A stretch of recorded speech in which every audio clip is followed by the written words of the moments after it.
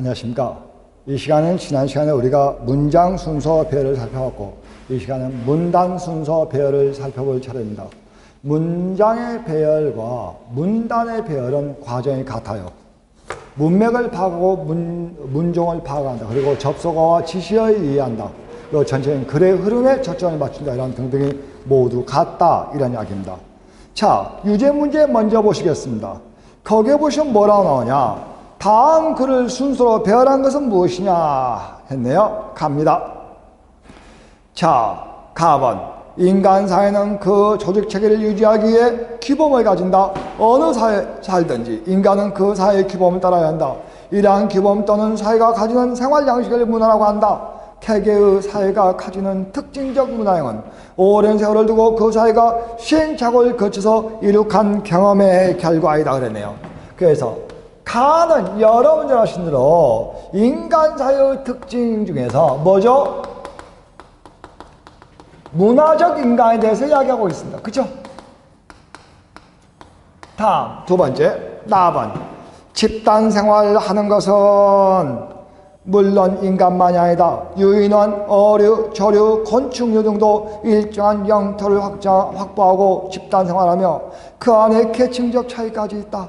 특히 유인원은 혈연적 유대를 기초하는데 가정대지 가족 집단이 있고 성에 의한 분업이 행해지며 새끼를 위한 공동 작업도 있어 인간의 가족생활과 유사한 점이 많다. 자, 나번은 말입니다. 뭐에 대해서 이야기하고 있지? 동물의 집단 생활에 대해서 이야기하고 있습니다. 그죠? 맞죠? 이어서 다번입니다. 사회는 그 신참자들에게 그들이 차지할 위치에 따른 문화형을 교육하고 지위를 줌으로써 사회 구성원이 세계체를 거듭해도 그 구성원의 생사에 관계없이 그 존재가 존속하게 하는 것이다. 그리고 구성원 각자는 그 사회의 문화형을 배움으로써 이러한 학습을 개인의 사회화라고 한다. 그 사회의 모든 구성원이 공유하는 행동 양식을 습득하고 이에 따른 행동함으로써 사회의 일원으로 존재하고 생활하게 된다 그랬네요. 여러분들 아신 대로 뭐죠? 문화의 습득에 의해서 사회적 인간으로 성장하게 된다 이런 이야기입니다. 라번.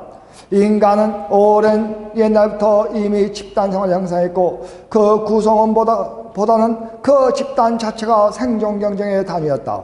이 집단을 유지하기 위해 조직과 제도가 생겨하고 다시 이 일을 통합을 위하여 정치가 생겨났다. 그래서 사람을 호모폴리스라고 한다 해서 거기 나오는 말입니다. 뭐에 대해서?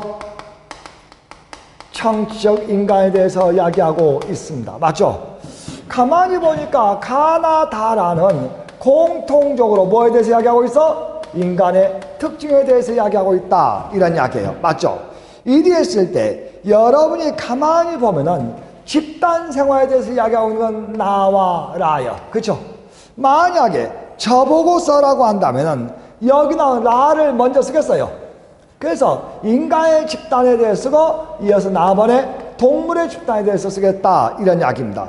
그래서 여기 나온 나 앞에 접속어 없으면 접속을 넣어줘야 돼. 그러나 집단 생활을 하는 것은 물론 인간만은 아니다. 이렇게 나와야 돼. 맞죠?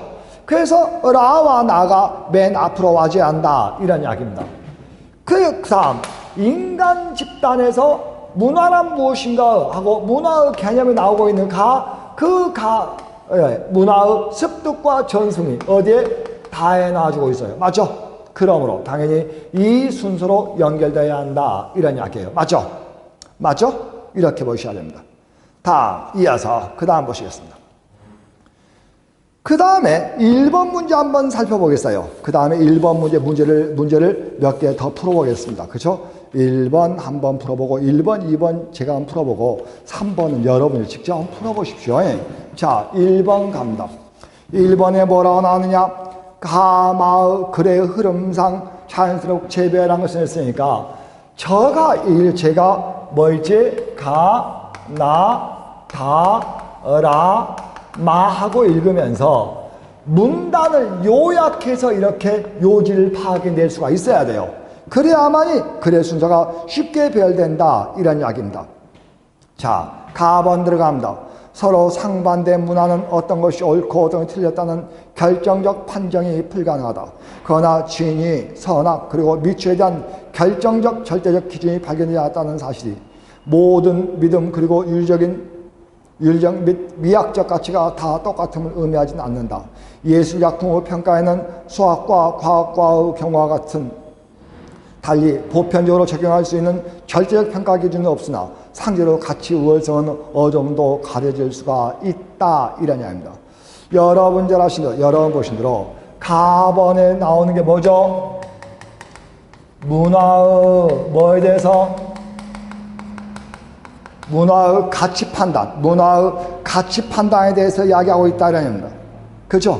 문화의 가치 판단에 대해서 이야기하고 있는데 대체로 여러분들 잘 아시는 대로 윤리적, 미학적으로 어떠한 가치를 지니고 있느냐, 이건 우리가 판단할 수 있다. 객관적으로.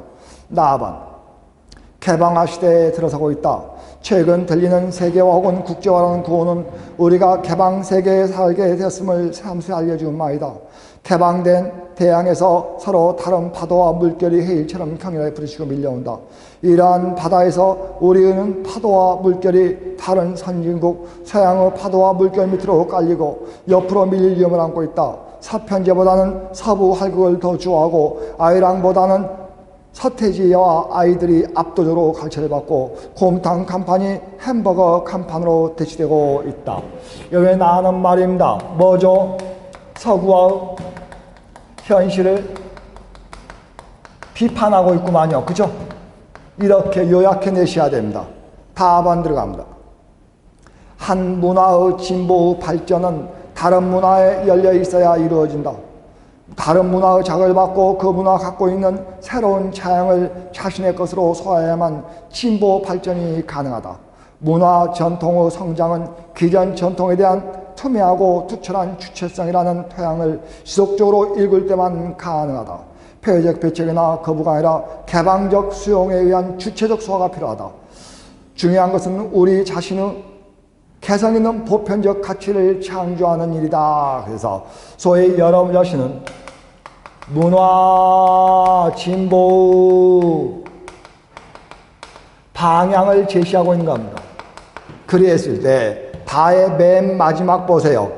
다의 맨 마지막에 개방적 수용한 주체적 소화, 여기에 밑줄이 쫙 그어져 있어야 됩니다. 개방적 수용에 의한 주체적 소화, 이것이 이 글의 핵심 어구예요. 이 글에서 외래문화를 무조건 배척하자 또는 우리 것을 무조건 지키자, 이게 아니라 거기 나오죠. 개방적 수용에 의한 주체적 소화란 말이 대단히 중요해요. 주제문입니다. 이러한 가운데 외래문화로 인한 우리 전통문화의 오염을 경고하는 목소리가 듣는 건 당연하다. 전통문화를 고수하기 위해 외래문화를 배척해야 하는가? 아니면 전통문화에 대한 오염으로 쓰고 외래문화를 개방해야 하는가? 이제 어느 문화도 폐쇄적으로 고립될 수 없고 생존을 위해서라도 다른 세계에 개방되어야만 한다. 그렇다면 문제는 문화의 개방에 있지 않고 다른 문화의 수용 방식에 있다. 여기에서 문화의 상대성, 전통성, 보편성, 세계성이 검토되어야 한다 그랬습니다. 여러분이 가만히 보고 있으면 거기 라번 보세요. 여기 라번에 보면은 말입니다. 결국은 우리는 밑에서 세 번째 주제 문화 개방의 자세에 대해서 이야기하고 있다. 이런 이야기입니다. 문화 개방의 관점에 대해서 이야기하고 있구나. 다음 마번 들어갑니다. 문화는 인간의 집단이 지적, 유적, 미학적 표현이다. 무엇을 지로 생각하고 어떤 행위를 옳다고 여기며 어떤 모양을 좋아하느냐에 따라 한 집단의 문화성이 들어간다. 세관, 인생관을 집약적으로 나타낸 것이 종교와 철학이다. 그런데 서로 양립할 수 없는 종교와 철학의 체계가 공존하고 있다. 이는 감각이나 미학적 기호뿐이 아니라 선악에 대한 윤리관이나 자연현상의 본질에 대한 믿음도 주관적일 수밖에 없음을 간접적으로 나타낸다 그랬어요. 거기 보면은 거기 가, 나, 다, 라, 마를 보시면 말입니다. 거기 나온 마는 말입니다. 소위 문화란 무엇이냐, 그죠? 말 그대로 문화에 대해서 진술하고 있다, 이런 이야기입니다. 왜냐하면 첫 번째 주제 문화는 인간 집단의 지적, 유적, 미학적 편에다에게 밑줄을 그어 주십시오. 됐습니까? 그래서 문화의 본질에 대해 쓰고 있구나 이런 이야기야. 여러분들이 제가 이렇게 글을 한번 써봤을 때 이야기했죠. 이게 지금 주제문이란 말이야. 주제문은 맨 위에 있거나 맨 뒤에 있어야 돼. 그러므로 맨 뒤에 있는 게 몇 번이야? 2번이야. 그러니까 2번이 답이야. 이제 2번이 답인가 확인 작업을 거쳐야 돼요. 답안지에 마킹하기 이전에. 먼저 여기 나오는 나는 말입니다. 말 그대로 뭐라고 있지? 서구화된 현실을 비판하면서 말 그대로 화제를 유도하는 부분입니다. 그러므로 나가 맨 앞에 와줘야 돼요. 나가 맨 앞에 있는 건 1번과 2번밖에 없습니다. 맞죠? 1번, 2번밖에 없어. 그 다음 여기 나온 나가 나온 다음에 이제 말 그대로 문제를 제기하고 있는 부분이 어디냐 이런 이야기야. 거기를 보시면 이번에 어디 나와야 돼? 라번이 뭐죠? 문제를 제기하는 부분이야. 이게 나 다음에 뭐가 와야 되죠? 거기 나온 라가 이어져야 한다 이런 이야기야. 그리고 문화에 관한 이야기가 나오는 게 어디야? 마번이야. 그리고 마와 가가 지금 문화에 대한 이야기를 하고 있으므로 이 둘은 우리가 뭐라 하지? 인전문단이라 그래. 인전문단이라고 한다 이런 이야기입니다. 그죠? 다음 문화에 대한 진술은 여기서 여기까지가 제일 많지. 그치? 보시면 그래. 마와 가는 늘 붙어 다녀야 됩니다. 이런 것들을 모두 만족하는 건 어디에 있어? 2번에 있어. 맞죠? 접속어나 지시어를 가지고 본 것이라 글의 흐름을 가지고 봤다 이런 이야기입니다. 접속어나 지시어 가운데 쓸만한 게 어디에 있냐? 라번의 이러한 라번입니까? 라번의 이러한 가운데란 말이 있어요. 이러한 가운데는 어디냐? 바로 어디야? 서서히 우리 문화가 서구화되는 현실에 서구화되는 가운데 이런 뜻이야. 맞죠? 이게 하나뿐이네. 아무튼 나와 라가 붙어가지고 마와 가가 붙어가지고 다가 전체의 주제문이다 이런 이야기예요. 핵심 어구는 어디에 있다고? 다의 맨 마지막에 개방적 수용에 의한 주체적 소화. 이것이 바로 핵심 어구가 돼야 한다 이런 이야기예요. 맞죠? 다 이어서 이번에는 2번 문제를 한번 풀어보시겠습니다. 이번에는 정말 많이 팔린 책이죠. 가모토 사색. 그죠? 아주 유명한 책이죠. 한번 보시겠습니다. 거기 보시면은 말입니다. 02번을 보시면은 제식으로 한다면은 거기 나오는 1번, 2번, 3번, 4번을 보면은 다가 맨 앞에 와야만 알 수가 있어. 그러면 가와 다 어느 게 맨 앞에 오냐 이걸 먼저 봐야 돼. 그랬을 때 거기에 가번 읽어볼까요? 노인들의 불만은 젊은이들은 일을 여기저기 버럭히만 하고 마무리를 하지 않는다는 것입니다. 먼저 하고 나중에 혼동하는가 하면 일손을 모아서 함께 할 것도 제 각각 따로 버렸기 때문입니다. 이렇게 나와서 그래서 여러분이 가만히 보시면은 뭐가 나왔냐? 여러분이 가만히 한번 살펴봐 주세요. 거기에 나오기를 노인들의 불만이 가장 먼저 나와서 가번에 노인들의 불만이 먼저 나왔는데 불만의 내용이 크게 두 가지입니다. 거기 보시면 첫째, 여러분이 뭐죠? 일의 순서가 잡히지 않는다는 점. 두 번째, 여러분들 잘 아시는 대로 이렇게 보내다 보니까 뭐죠? 부산하고 친척이 없다는 점 두 가지야. 항상 이렇게 표시를 해주세요. 다음, 나번 들어갑니다. 글의 문단을 정리하거나 주제문을 파악하는 방법은 글을 집중해서 분석하는 연습을 몇 번 하시다 보면 돼. 나번 들어갑니다. 나번은 뭐냐? 농사일의 특성이 나와요. 그쵸?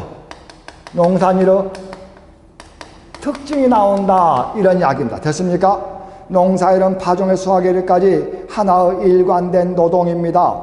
일에 선호가 있고 기다림이 있습니다. 그것은 한 생명인 이를테면 펴시일생이며 그 의주를 가꾸는 일입니다.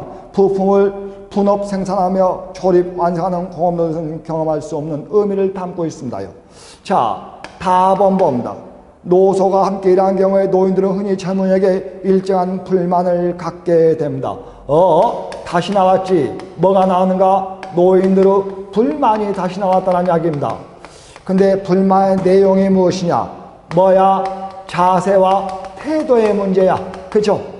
자세와 태도의 문제다. 이런 이야기입니다. 다음, 이어서 라반. 젊은이들 이러한 태도가 어디서 온 것인지 좌상님께 여쭤봤더니 한마디로 농사를 짓지 않기 때문이다라는 이야기입니다. 이번에는 좌상의 대답이 나왔어요. 농사를 지어, 농산일 어디에 있는가? 여기 나온 나와 라에 있는데, 그렇죠? 그러므로 당연히 나와 라는 붙어 다녀야겠네.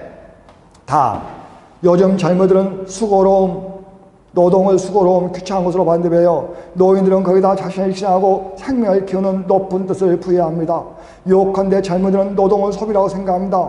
시간은 소비, 에너지 소비라고 생각합니다. 이 점에서 노동을 생산하는 시간은 노인들의 사고와 청면으로 대립하고 있습니다. 그랬네. 거기나 많은 말입니다. 여러분들은 노동에 대한 젊은이와 노인들의 관점의 차이를 보여준다. 이런 이야기입니다. 가만히 보고 있으니까 다 있죠. 다가 화재가 유도된 부분이에요. 다가 가장 먼저 와야 돼. 그런데 그 노인들의 불만을 구체화시켜준 것이 어디야? 바로 여기야. 가에 보면은 뭐죠? 2대 순서가 없어. 이를 늘어놓기만 해서 부산하고 친척이 없어. 타와 가가 붙어 다녀야 한다는 아닙니다. 그러면 왜 이런 젊은이들의 문제점이 생기느냐가 라에 나오고 그걸 구체화해 준 게 나에 나옵니다. 그리고 마지막에 뭐죠? 관점의 차이가 나온다는 이야기야. 그러므로 다, 가, 라, 나, 마 순서로 배열되어야 맞습니다. 맞죠? 이렇게 오는 게 맞아. 이렇게 오는 게 맞다. 이런 이야기입니다. 맞죠? 이렇게 보시면 틀림이 없어. 이렇게 보시면 틀림이 없다. 이런 이야기입니다. 그죠? 됐습니까? 자, 이어서 나오는 3번 문제는 말입니다. 그냥 순서 배열이 아주 쉬운 문제이기 때문에 여러분이 직접 풀어보셔도 전혀 문제가 없을 듯 합니다. 한번 풀어보셔요.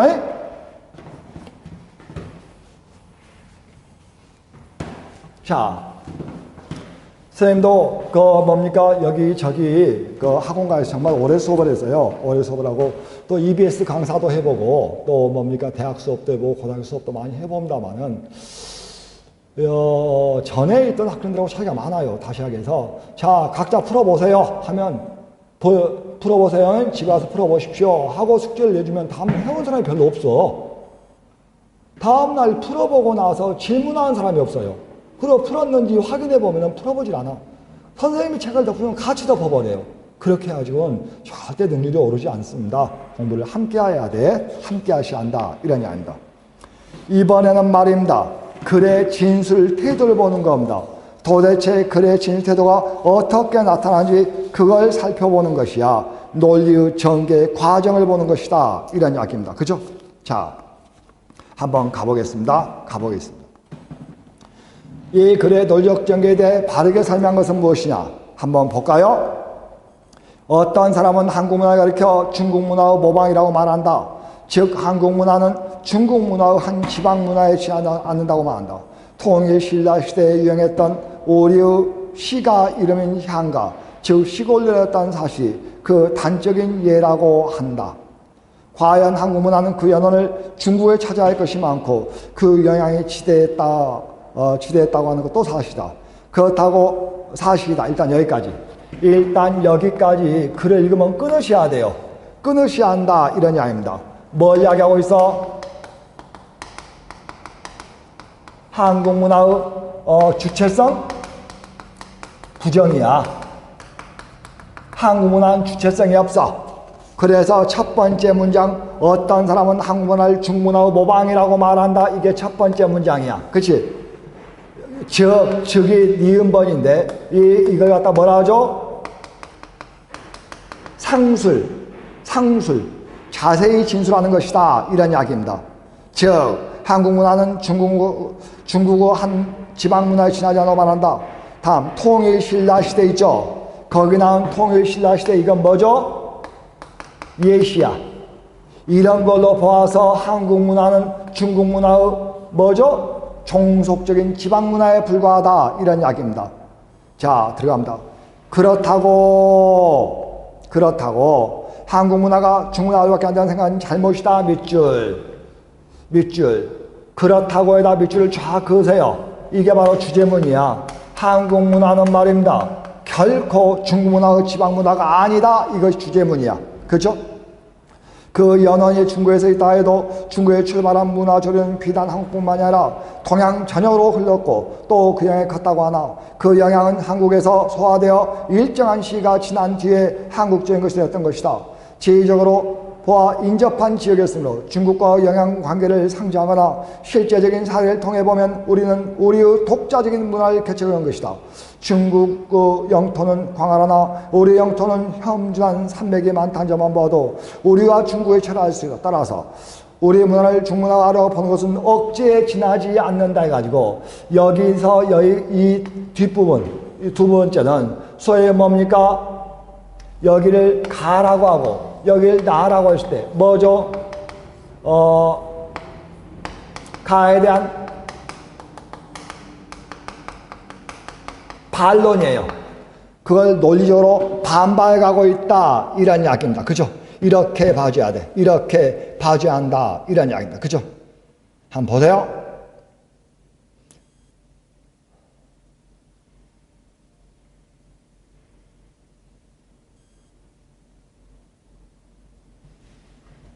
자, 그런데 문제가 하나 있어요. 문제가 하나 있는 게 뭐냐면은 거기 나온 해설 한번 보세요.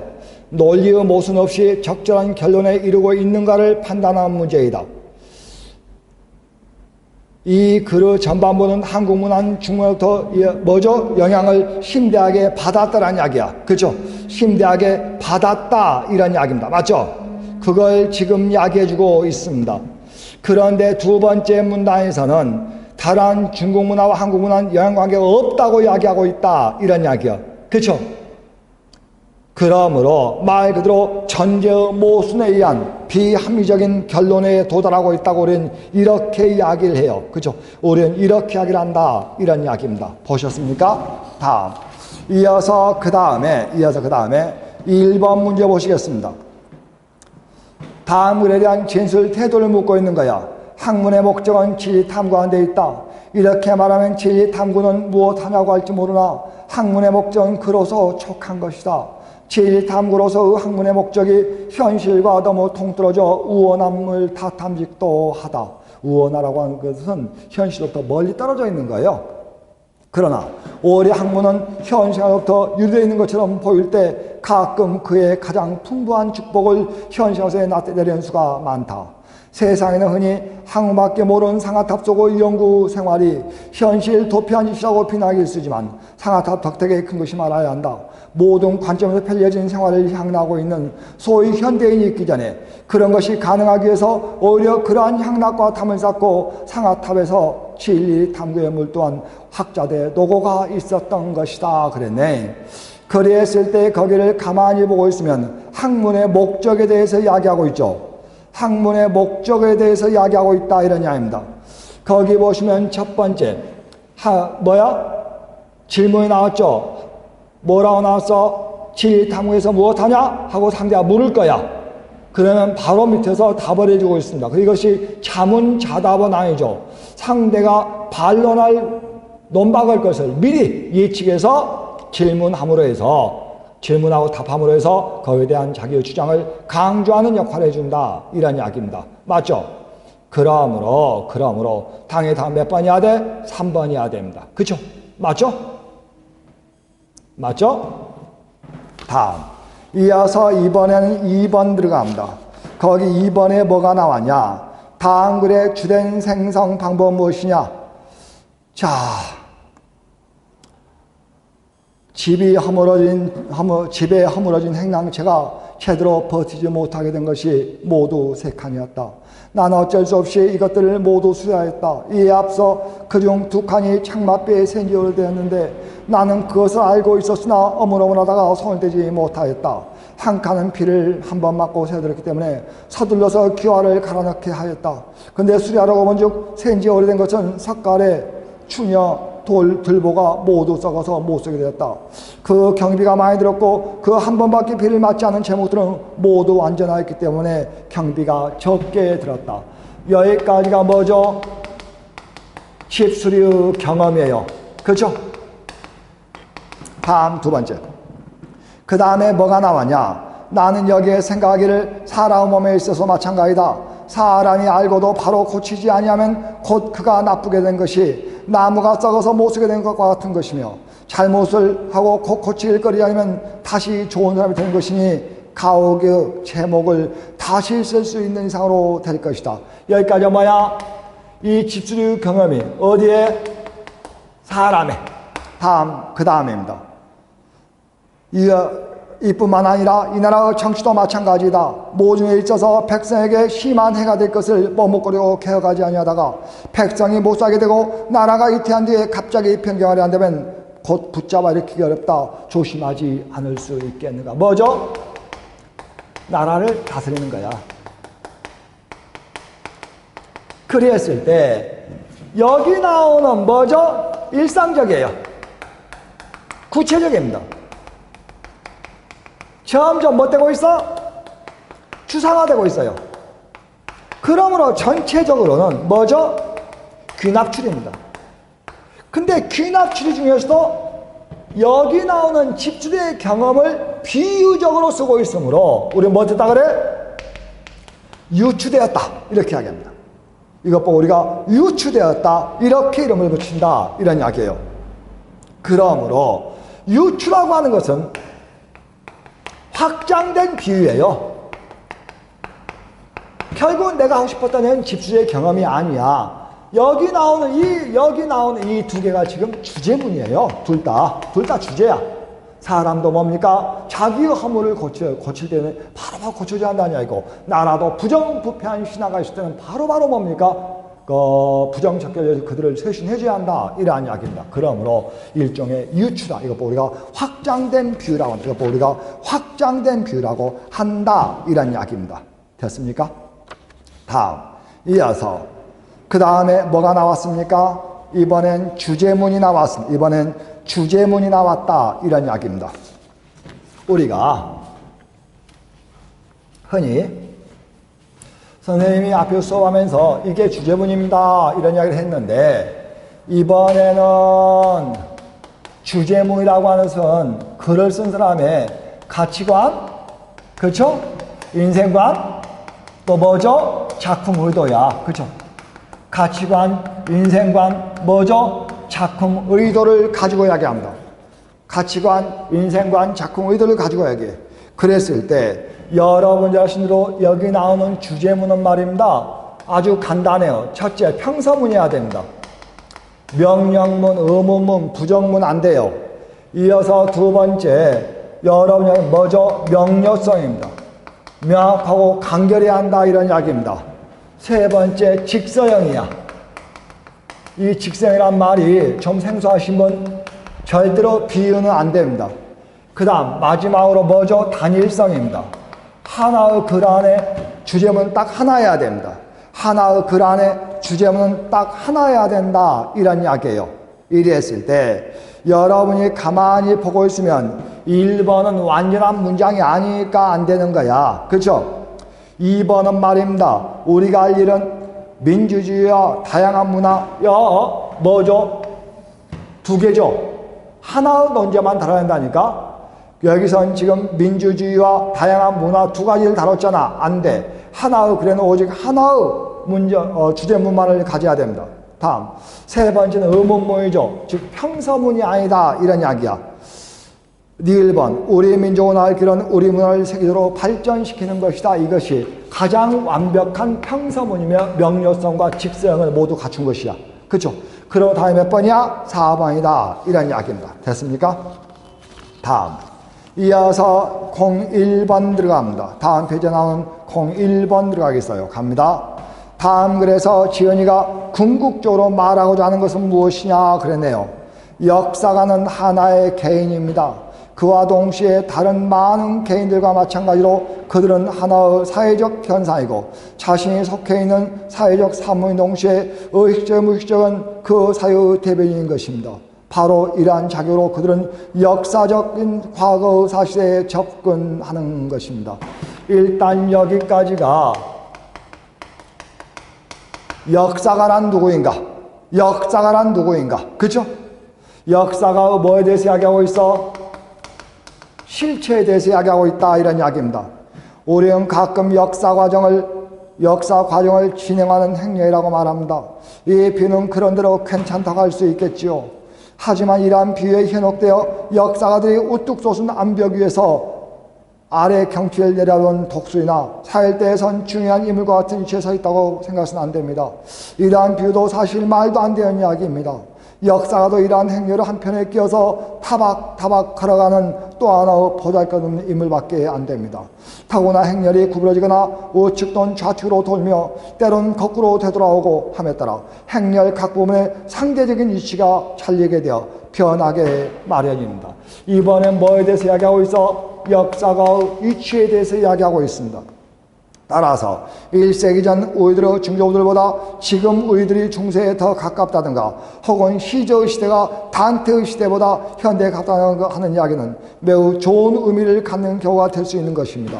이 행렬과 더불어 역사를 또 움직여 나감에 따라 새로운 전망과 새로운 시간 끊임없이 나타나게 됩니다. 이처럼 역사가의 시각은 역사의 일부만 보는데 지나지 않습니다. 즉 그가 참여하고 있는 행렬의 시점이 과거에 대한 그의 시각을 결정한다고 봐야 됩니다. 그랬습니다. 그러므로 맨 마지막 문장입니다. 거기에 뭐라고 나와서 그가 참여하고 있는 행렬의 지점이 과거에 대한 그 시각을 결정한다 밑줄 됐습니까? 거기에 보시면 뭐라고 나오냐? 맨 마지막 문장이 지금 뭐죠? 여러분 잘 아시는 역사가 역사인식에 대해서 이야기해주고 있는데 거기에 보시면은 뭐라고 그가 참여하고 있는 행렬의 지점이야. 행렬의 지점에서 뭐죠? 과거에 대한 시각. 과거에 대한 시각이 결정된다요. 이때 이 행렬의 지점이 바로 뭐냐? 현재예요. 그렇죠? 그리고 이건 뭐죠? 과거입니다. 결국 역사라고 하는 것은 현재의 안목에서 바라보는 것이다. 이런 이야기입니다. 선생님이 학교 다닐 때 말입니다. 선생님이 학교 다닐 때 동학난이었습니다. 그러다가 동학혁명으로 바뀌더라고. 그 다음에 뭐죠? 동학농민전쟁으로 바뀌더라고. 그 다음에 다시 갑오농민운동으로 바뀌더라고. 결국은 그 역사가 처음에는 반란이었어요. 동학난이었어. 그러다가 동학혁명으로 바뀌고 그 다음에 갑오농민전쟁으로 바뀌고 그죠? 갑오농민운동으로 바뀔 때까지 그 역사적 사건에 대한 해석이 계속 달라졌다는 이야기입니다. 그러므로 현재의 안목에서 과거를 보는 것, 재해석하는 것, 이것이 바로 역사다 이런 이야기예요. 그래서 답이 4번이 된 것이다 이런 이야기입니다. 그죠? 됐습니까? 자, 거기 나오는 2번 문제는 여러분이 한번 풀어봐 주시고 저는 바로 3번 문제 2번 문제는 여러분이 한번 풀어보시고 저는 바로 3번 문제에 가겠습니다. 3번 문제에 가겠습니다.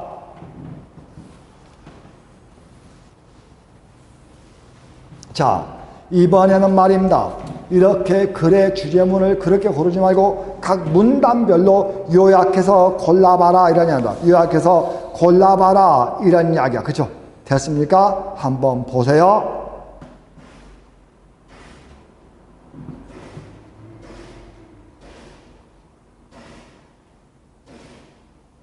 자, 갑니다. 가번. 이런 문제는 말입니다. 가나 다라를 읽으면서 바로바로 풀어야 돼요. 가번 들어갑니다. 정부가 증권 관련 집단 소송제를 추진하고 최근 법무부 법제위원회안이 공개됨에 따라 이에 대한 논의가 활발하게 이루어지고 있다. 재계를 중심으로 한 집단 소송제의 부작용을 크게 우려해서 도입 자체를 유보해야 한다는 의견과 시민단체를 중심으로 하수계 집단 소송제를 도입해야 한다는 의견이 다양하게 제시되고 있다 그랬습니다. 여러분들이 가만히 보면은 현재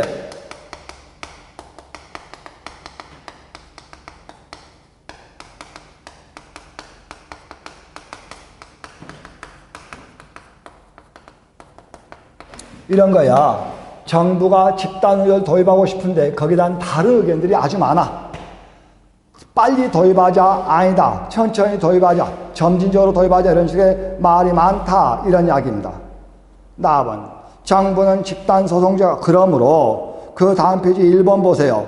정부 집단소의 주제에 여러 가지 의견이 제기되고 있다. 이건 맞는 이야기죠. 그러니까 가번은 문단의 요약이 맞은 겁니다. 나번 정부는 집단성제가 기업, 시장, 우리 경제 모두에게 장기적으로 도움이 될 것으로 기대한다. 우리 기업이 주식시장에 저평가되고 있는 원인 중에 하나는 기업 경영 투명성이 제대로 갖춰지지 않은 데 있다. 수차례의 기업 지배 구조 개선으로 제도적으로는 어느 정도 체제를 갖추었으나 실제 경영 관행은 미흡한 실정이고 아직까지 시장 기대에 미치지 못하고 외부 평가도 긍정적이지 못하다. 2000년 6월 맥켄지 조사 결과 한국 기업의 지배 구조가 개선될 경우 대내 투자가 지불할 여유가 있는 주가 프리미엄이 24%에 달한다.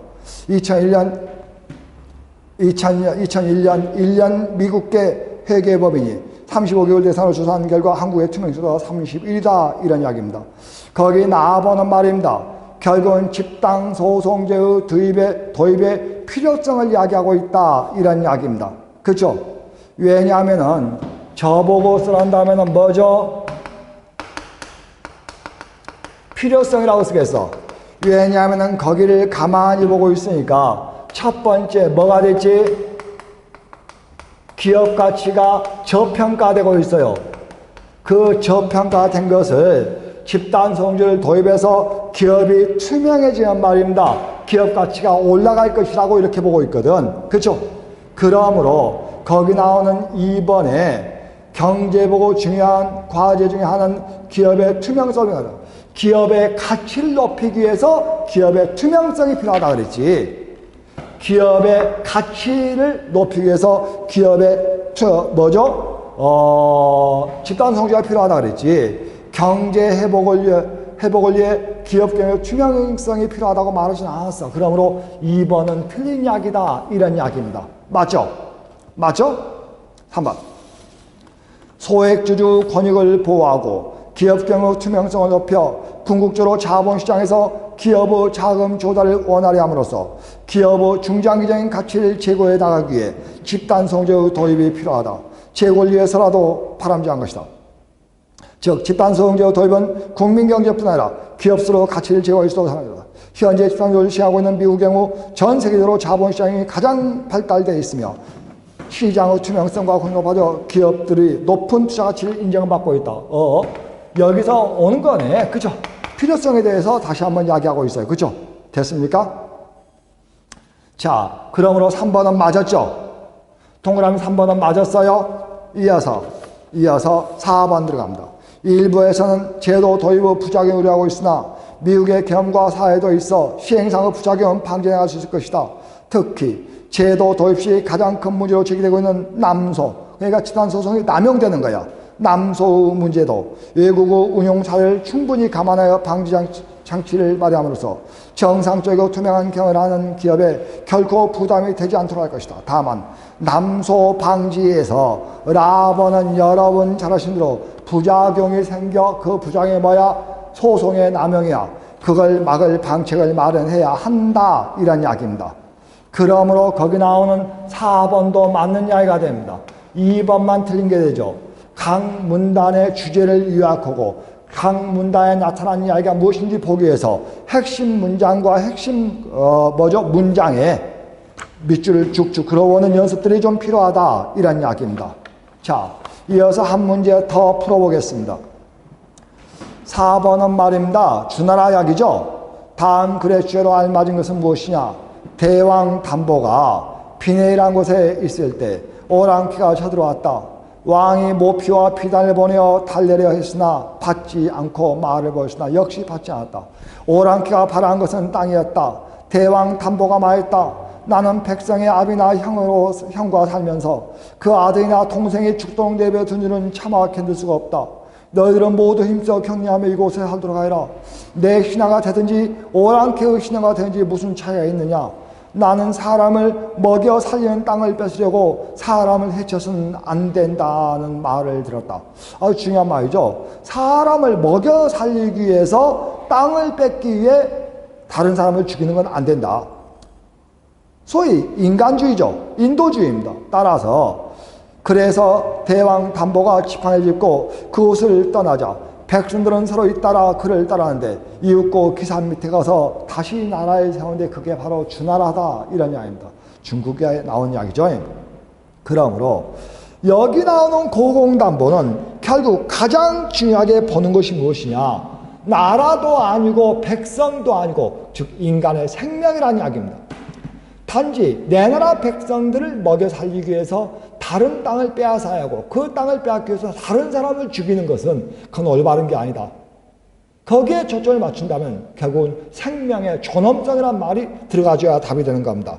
그러므로 다음에 몇 번이야? 1번이야 돼. 생명은 소중한 것이므로 생명은 존중되어야 한다. 이게 답일 것이다. 이게 고공담보가 생각하고 있었던 것일 것이다. 이런 이야기입니다. 그렇죠?